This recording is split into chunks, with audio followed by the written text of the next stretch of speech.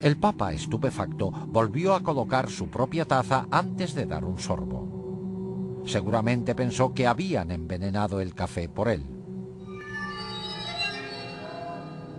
Sin embargo, el médico declaró que el arzobispo había muerto de lo mismo que los demás en el Vaticano, de una fuerte trombosis.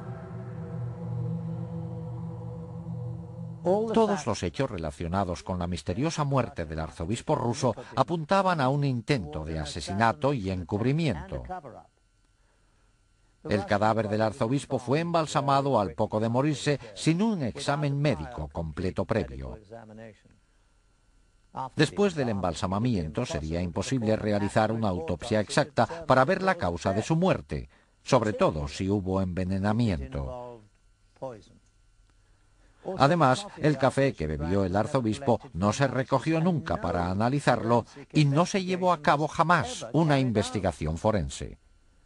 Aunque desaparecieron las pruebas, para muchos estaba claro que el Papa se había librado por poco de que le asesinaran 10 días solo después de ser elegido. El incidente fue tan espantoso que Juan Pablo convocó una reunión en secreto con sus 4 cardenales principales para discutir la situación. La reunión se celebró el 28 de septiembre de 1978. En la sala estaban solo los 4 cardenales y el Papa. Hoy día se sigue sin saber exactamente qué dijeron, pero al Papa le pidieron que tomara medidas. Puso fin al mandato del cardenal Billot como secretario de Estado. Este era el mismo cardenal Billot a cuyo ayudante se había chantajeado en las películas de la KGB en 1972. En esos 6 años, este cardenal debió también de caer en la trampa de los Illuminati. Su destitución implicaba que el Papa había descubierto al menos una parte del plan secreto. Pero ni siquiera Juan Pablo pudo evitar la muerte a manos de los Illuminati. Esa noche, el pontífice se retiró antes de lo normal y se llevó con él apuntes de la reunión secreta para meditarlos. A las 5 de la madrugada, la ayudante más próxima al Papa, Sor Vincenza, empezó a preocuparse. Su santidad nunca se había quedado dormido. Miró por la puerta. Juan Pablo estaba sentado en la cama con la luz encendida, como si estuviera leyendo. Tenía papeles alrededor. Pero, para sorpresa de ella, su rostro tenía la misma expresión desfigurada y agonizante que la que ella vio en el arzobispo Nicodim días antes.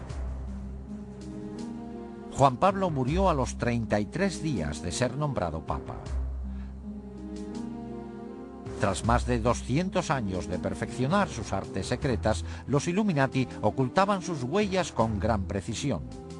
Aunque el Papa le había destituido de su cargo como secretario de Estado horas antes, el cardenal Billot asumió el mando. Como cardenal más importante, él era ahora el Papa provisional. Se encerró en el cuarto del Papa para recoger los medicamentos y la mayoría de los papeles que había, incluidos los apuntes de la reunión secreta. También se llevó los dulces que le gustaba tomar al pontífice cuando leía, e incluso sus gafas y zapatillas. Estos artículos no se volvieron a ver jamás. Luego, Billot mandó a Sor Vincenza a un convento, tras prohibirle que dijera a nadie que había encontrado al Papa muerto, ni nada de lo que había visto. A las 6:10 de la mañana ordenó que llamaran a los embalsamadores, pero lo más chocante es que llegaron casi al momento. Se calculó que, dada la distancia que tenían que recorrer los embalsamadores, les debieron de contactar a las 4:45 de la mañana, 15 minutos antes de que la hermana descubriera al Papa. A las 7:30 se realizó un comunicado público. La causa de la muerte fue un paro cardíaco. En vez de Sor Vincenza, se dijo que el secretario del Papa, Monseñor Maghe, le había encontrado muerto y la hora se cambió a las 5:30. Antes de realizarse el comunicado, los embalsamadores ya habían acabado. Al igual que con la muerte similar del arzobispo ruso solo 23 días antes, se descartó la posibilidad de una autopsia 100% exacta. Si hubiera sido un asesinato, las posibilidades de demostrarlo estaban ya descartadas.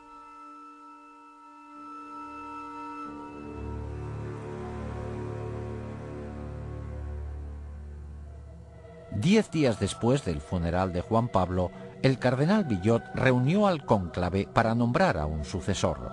Este organismo electoral oficial se compone de 111 cardenales.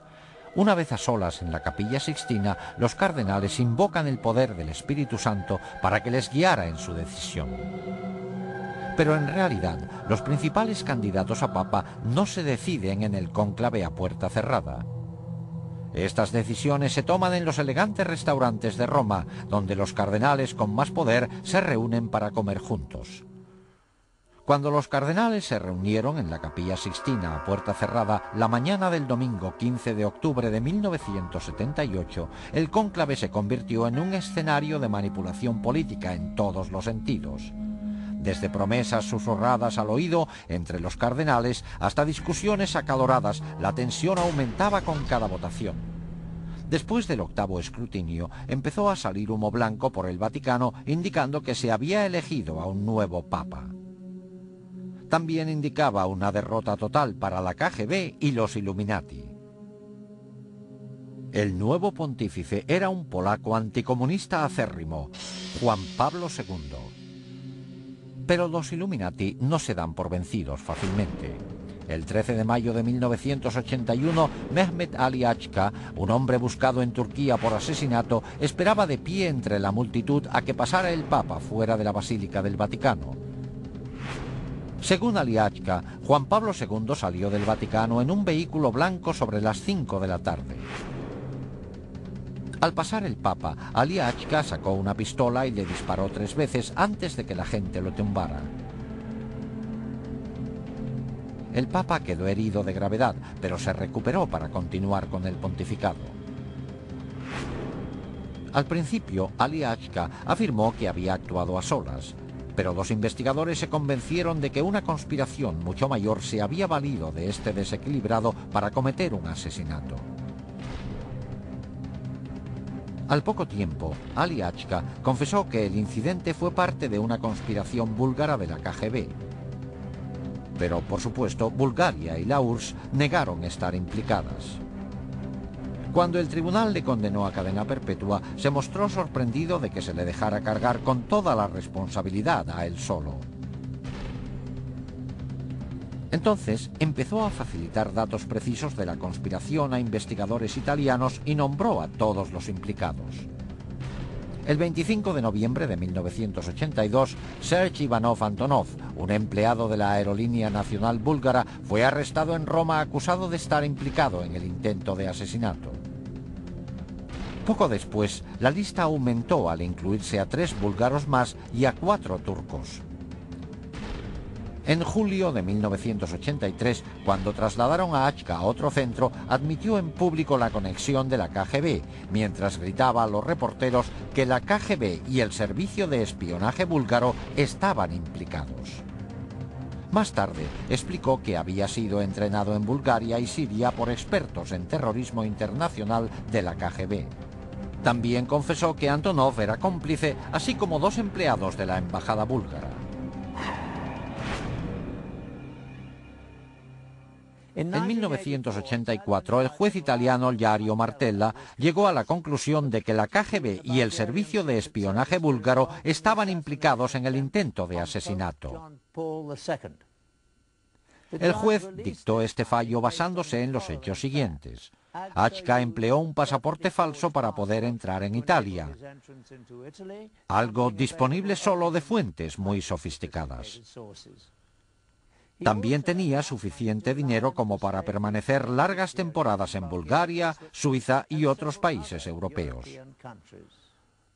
Había pruebas de que recibió un gran apoyo en sus actividades en Italia destinadas al intento de asesinato.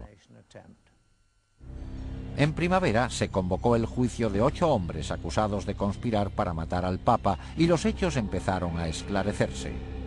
En el juicio, varios acusados turcos declararon que habían ayudado a Achka